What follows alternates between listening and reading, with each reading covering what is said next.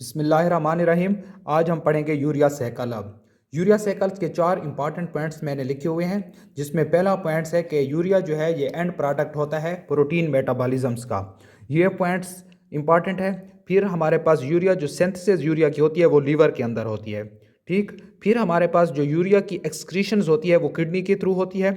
और इस urea cycle का दूसरा नाम है क्रेब्स हेंसलिट साइकिल्स, ठीक। क्रेब्स एक साइंटिस्ट था और हेंसलिट दूसरा था। ये दो साइंटिस्ट के नाम पर है क्योंकि इन्होंने यूरिया साइकिल को डिस्कवर किया था, ठीक। तो ये यूरिया जो है ये प्रोटीन के मेटाबॉलिज्म से बनता है। दूसरा, ये लीवर में सिंथेसिस होती है इसकी। तीसरा पॉइंट है ये किडनी के थ्रू एक्सक्रीट होता है। और चौथा, इसका दूसरा नाम जो है क्रेब्स हेंसलिट साइकिल है, ठीक हो गया। अब हम यूरिया साइकिल को स्टेप बाय स्टेप देखते हैं। अच्छा, यूरिया साइकिल जो है इसमें टोटल 5 स्टेप्स होते हैं, ठीक हो गया। इसका पहला और दूसरा स्टेप जो है वो माइटोकॉन्ड्रिया के अंदर होता है, माइटोकॉन्ड्रिया के अंदर। और इसका तीसरा और चौथा स्टेप जो है, तीसरा और चौथा स्टेप साइटोसोल के अंदर होता है। यानी इसका पहला और दूसरा माइटोकॉन्ड्रिया के अंदर, तीसरा और चौथा और पांचवा साइटोसोल के अंदर होता है। यूरिया का जो फार्मूला है, कार्बन जो है ऑक्सीजन के साथ डबल बॉन्ड अटैच होता है डबल बॉन्ड से, और कार्बन जो है 2 अमाइनो ग्रुप के साथ अटैच होता है NH2 और NH2। एक अमाइनो ग्रुप हमें NH3 से हासिल होता है और दूसरा अमाइनो ग्रुप हमें एस्पार्टेट से हासिल होता है। तो हमारे पास अमोनिया हमारे पास यूरिया में जो 2 ग्रुप हैं, ठीक है, NH2 ग्रुप, तो एक NH3 के साथ और दूसरा एस्पार्टेट से। ये एक इंपॉर्टेंट पॉइंट है, ठीक हो गया। अब हम देखते हैं, और ऑक्सीजन CO2 से होती है। तो फिर देखते हैं कि हमारे पास यहाँ पर CO2 प्लस NH4 है, ठीक हो गया। ये आपस में मिलकर क्या बना रहे हैं, कार्बोमाइल फॉस्फेट, ठीक है। ये बहुत इंपॉर्टेंट स्टेप है कि CO2 प्लस NH4 मिलकर कार्बोमाइल फॉस्फेट बना रहे हैं। तो यहाँ पर एंजाइम्स कौन सा है, कार्बोमाइल फॉस्फेट सिंथेटेज 1, ठीक हो गया। तो ये सिंथेटेज 1 जो है ना, ये बहुत इंपॉर्टेंट है कि 2 नहीं है 1 है, ठीक। तो कार्बोमाइल फॉस्फेट सिंथेटेज 1 है। तो CO2 प्लस NH4 बनाते हैं carbamoyl phosphate with the help of enzymes carbamoyl phosphate synthetase 1 से। तो इस स्टेप को 2 ATP की ज़रूरत होती है, और कार्बोमाइल फॉस्फेट सिंथेटेज को रिएक्शन CO2 प्लस NH4 को कार्बोमाइल फॉस्फेट में कन्वर्ट करने के लिए NAG की ज़रूरत होती है। तो NAG क्या है कि N एसिटाइल ग्लूटामेट है, ठीक है। NAG, N हमारे पास A से एसिटाइल, G से ग्लूटामेट, ठीक हो गया। तो एसिटाइल ग्लूटामेट किससे बना होता है, acetyl coenzymes A plus glutamate, इन दो से बनकर N एसिटाइल ग्लूटामेट बनता है। और यूरिया साइकिल में जो स्टेप 1 है ये बहुत इंपॉर्टेंट है, ये इरिवर्सिबल स्टेप है, ये रेट लिमिटिंग स्टेप है, और इसको एन एसिटाइल ग्लूटामेट की ज़रूरत होती है।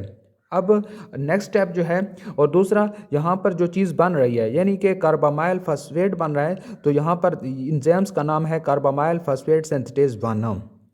फिर कार्बामाइल फॉस्फेट और अर्निथीन दोनों मिलकर क्या बनाते हैं, सिट्रोलिन। तो ये दूसरा स्टेप है।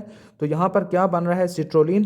तो यहाँ पर एंजाइम्स का नाम जो है ना अर्निथीन है और ट्रांस कार्बो अमाइलेज है, ठीक है। अर्निथीन का नाम हो गया और ट्रांस कार्ब अमाइलेज हो गया, ठीक। तो ये दूसरा नाम, यानी कि इसके प्रोडक्ट ये जो हमारे पास है रिएक्टेंट्स, अर्निथीन रिएक्टेंट करता है और ट्रांस कार्बो अमाइलेज इनके नाम पर है, ठीक हो गया। ये 2 स्टेप जो हैं ये माइटोकॉन्ड्रिया में होते हैं, ठीक हो गया। अब हमारे पास नेक्स्ट स्टेप क्या है कि सिट्रोलिन है और एस्पार्टेट है। और एस्पार्टेट का क्या काम है, यूरिया साइकिल में ये एक NH2 ग्रुप देता है यूरिया को। यूरिया में 2 NH2 ग्रुप होते हैं, एक NH2 ग्रुप एस्पार्टेट से आ रहा है। तो सिट्रोलिन और एस्पार्टेट मिलकर अर्जिनोसक्सिनेट बनाती हैं, ठीक हो गया। यहाँ पर क्या है कि अर्जिनोसक्सिनेट सिंथेटेज है, क्योंकि आगे क्या बन रहा है, अर्जिनोसक्सिनेट, ठीक हो गया। तो अर्जिनोसक्सिनेट सिंथेज को कितने ATP की ज़रूरत होती है, ये बहुत इंपॉर्टेंट है। तो इसको कितने ATPs की ज़रूरत होती है, वैसे लगने में ATP एक ही यूज़ हुआ है, लेकिन यहाँ पर एडिनोसिन मोनोफॉस्फेट बन रहा है AMP, और क्या बन रहा है PPI, यानी कि पायरोफॉस्फेट। PPI 2 इनऑर्गेनिक फॉस्फेट के बराबर होता है, और अगर एक ATP एक इनऑर्गेनिक फॉस्फेट देता है तो ADP बनता है, अगर 2 देता है तो एडिनोसिन मोनोफॉस्फेट बनता है। क्योंकि यहाँ पर ATP ने एक इनऑर्गेनिक फॉस्फेट दिया है तो ADP बना है, यहाँ पर क्या बना है, AMP, यानी इसने 2 इनऑर्गेनिक फॉस्फेट दिए हैं। तो आप कह सकते हैं कि अर्जिनोसक्सिनेट सिंथेज ने 2 ATP यूज़ किए हैं, ठीक हो गया। तो फिर हमारे पास ये जो नाम है अर्जिनोसक्सिनेट प्रोडक्ट के नाम पर है। ठीक हो गया। यहाँ पर भी ये नाम प्रोडक्ट के नाम पर था, इंजाइम्स का नाम, और यहाँ पर जो है ना रिएक्टेंट्स के नाम पर था। ठीक हो गया। यहाँ पर किसी भी इंजाइम्स का नाम सिट्रोलिन से स्टार्ट नहीं हो रहा। ठीक हो गया। फिर क्या है कि अर्जिनोसक्सिनेट किस में कन्वर्ट हो जाता है, फ्यूमारेट और अर्जिनिन में। तो यहाँ पर अर्जिनोसक्सिनेज इंजाइम्स का नाम आया है। ठीक हो गया। और फिर इस इंजाइम्स का नाम पे अर्जिनेज जो इंजाइम्स है वो अर्जिनिन को किस में कन्वर्ट करते हैं, आर्निथीन और फिर यूरिया में। ठीक हो गया। हमारे पास ये यूरिया बन रहा है। तो अर्जिनिन से क्या बनता है, आर्निथीन और यूरिया। तो इस तरह हमारे पास यूरिया साइकिल कंप्लीट होता है। अब यूरिया साइकिल्स को कैसे याद रखेंगे, ठीक है। तो याद करने के लिए क्या है कि हमारे पास पहला जो फार्मूला है C2A2O है। ठीक हो गया।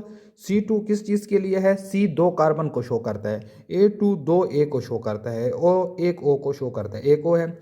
तो C क्या है कि पहले आपके पास कार्बामाइल फॉस्फेट है तो इसका C है, फिर दूसरा सिट्रोलिन है तो दूसरा C इसका हो गया। फिर हमारे पास ए जो है अर्जिनोसक्सिनेट के लिए हो गया एक ए, और दूसरा ए अर्जिनिन के लिए हो गया, और ओ जो है वो आर्निथीन के लिए हो गया।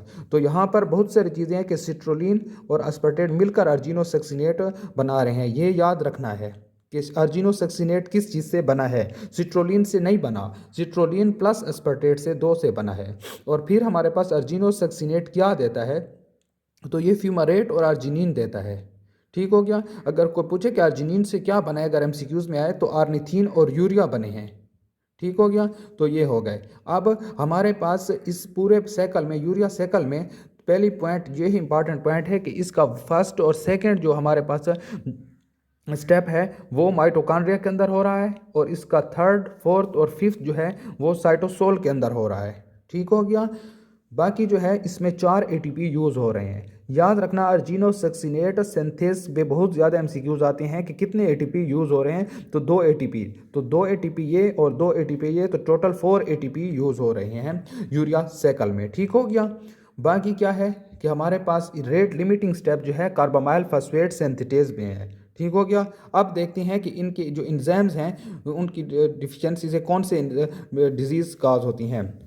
तो पहला हमारे पास फर्स्ट स्टेप जो था कार्बामाइल फॉस्फेट सिंथेटेज 1 था, तो ये हाइपर इम्यूनेमिया टाइप 1 काज कर रहा है।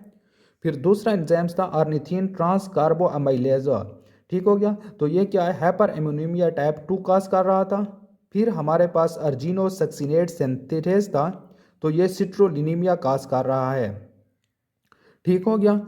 अब हमारे पास अर्जिनोसक्सिनेज जो है वो अर्जिनोसक्सिनिक एसिडूरिया काज कर रहा है, और अर्जिनेज जो है हाइपर अर्जिनीमिया काज कर रहा है। तो हमारे पास अर्जिनोसक्सिनेट सिंथेटेज जो था यहाँ पर ये सिट्रोलिनीमिया से, यानी कि सिट्रोलिनीमिया इसका रिएक्टेंट था जो प्रोडक्ट दे रहा था, जिसकी वजह से ये कैटालाइज करते हैं रिएक्शंस को, तो इसने रिएक्टेंट का नाम लिखा आया है डिजीज़ में। ठीक है। अर्जिनोसक्सिनेज जो था यहाँ पर अर्जिनोसक्सिनिक एसिडोरिया आया है। ठीक हो गया। फिर अर्जिनेज आगे था, तो फिर हाइपर अर्जिनीमिया ये आया है। ठीक है। अर्निथीन का नाम यहाँ पर कहीं पर भी नहीं है। फर्स्ट और सेकंड जो स्टेप है जो माइटोकॉन्ड्रिया में होती हैं वो हाइपर इम्यूनेमिया टाइप 1 और 2 काज करते हैं।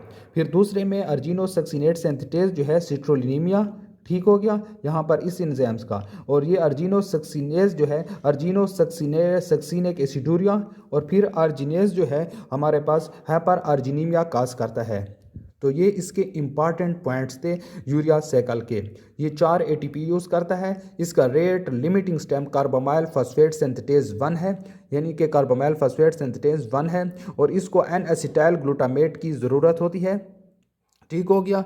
और यहाँ पर जो बाकी स्टेप्स हैं मैंने एक्सप्लेन कर लिए हैं। इसके पहले 2 स्टेप्स माइटोकॉन्ड्रिया में और लास्ट 3 स्टेप्स कहाँ पर, साइटोसोल में होती हैं। अच्छा, हमारे पास जो inter relationship between urea and tricarboxylic acid जिसका नाम है TCA साइकिल्स या सिट्रिक एसिड साइकिल या क्रेब साइकिल, तो यूरिया साइकिल और TCA साइकिल्स के दरमियान जो इंटर रिलेशन है उस पर बात करते हैं। तो हमारे पास ये मैंने TCA साइकिल ड्रा किया हुआ है और ये यूरिया साइकिल ड्रा किया हुआ है। यूरिया साइकिल में 4 ATP यूटिलाइज हुए हैं और TCA साइकिल्स में 12 ATP प्रोड्यूस हुए हैं। ठीक हो गया। तो ये 4 ATP यहाँ के। अब हमारे पास यूरिया साइकिल TCA साइकिल जो है इससे CO2 प्रोड्यूस हुआ है। ठीक है, ये CO2 प्रोड्यूस हुआ है और ये फिर यूरिया साइकिल में यूज़ होता है। ठीक हो गया, यूरिया साइकिल में यूज़ हुआ CO2 और यूरिया साइकिल में NH4 है, तो हमने फार्मूला ड्रा किया था कि OC और हमारे पास ये NH2 है और ये एक NH2 ये है। ठीक है, एक NH2 तो NH3 से आता है, यानी कि NH3 से, और दूसरा एस्पर्टेट से आता है, एस्पर्टेट से। ठीक है, ऑक्सीजन और कार्बन CO2 से आते हैं और CO2 कहाँ से आता है? TCA साइकिल से। तो पहला पॉइंट ये CO2 के थ्रू एक दूसरे से लिंक है। ठीक हो गया पहला पॉइंट। दूसरा पॉइंट ये है कि हमारे पास यहाँ पर एक्सालो एसीटेट था, तो हमारे पास ये एस्पर्टेट देता है। तो एस्पर्टेट क्या है कि सिट्रोलिन और एस्पर्टेट मिलकर अर्जिनो सक्सिनेट बनाते हैं। ठीक है, तो अर्जिनो सक्सिनेट फ्यूमारेट देता था और अर्जिनिन देता था। तो फ्यूमारेट जो था वो फिर हमारे पास किस में, TCA साइकिल्स में यूज़ होता है। ठीक हो गया, तो ये इस तरह एक दूसरे के थ्रू, यानी कि CO2, एस्पर्टेट और फ्यूमारेट इन 3 स्टेप में एक दूसरे के साथ अटैच हैं। तो ये हमारे पास inter relationship between urea and tricarboxylic acid cycle था। ठीक हो गया, तो यूरिया साइकिल में हमारे पास ये इंपॉर्टेंट स्टेप था कि NH2 कहाँ से आता है, ये NH2 कहाँ से आता है, 2 NH2 हैं, और CO2 यहाँ से CO2 से आया, तो CO2 कहाँ से आया, ये हमारे पास TCA साइकिल से आया।